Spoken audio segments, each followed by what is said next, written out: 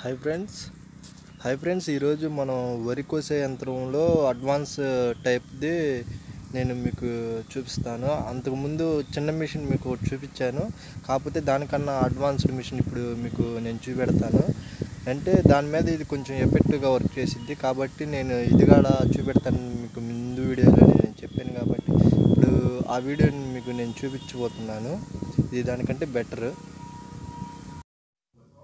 ఈ మిషన్ ద్వారా కోయటం ద్వారా మనకి టైం చాలా తగ్గుతుంది, కూలీల ఖర్చు కూడా చాలా తగ్గుతుంది అన్నమాట.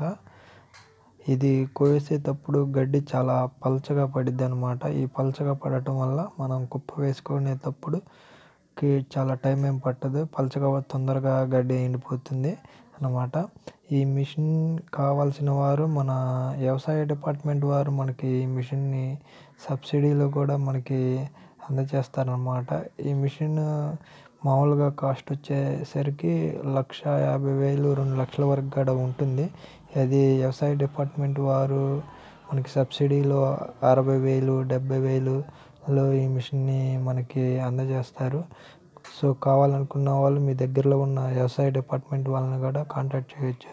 చూస్తున్నారు కదా, ఇది చాలా పల్చగా వేసిద్ది అన్నమాట. అందువల్ల ఇది కుప్ప వేసేటప్పుడు చాలా గడ్డి తొందరగా వెళ్ళటం వల్ల చాలా ఫాస్ట్గా కూడా వేసుకోవచ్చు అన్నమాట. ఇప్పుడు మనం ఇది మిషన్ ఎలా ఆపరేట్ అయితే తెలుసుకుందాం. ఈ మిషన్ పెట్రోల్తో నడిచిద్ది అనమాట. ఒక వ్యక్తి సరిపోతాడనమాట ఈ మిషన్ నడపడానికి.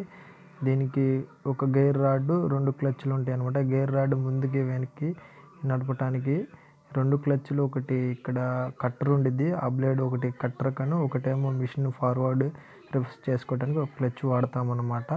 మీకు ఏమైనా సందేహాలు ఉంటే ఈ కామెంట్ సెక్షన్లో కామెంట్ చేయండి, నేను మీకు వివరాలు అందిస్తాను.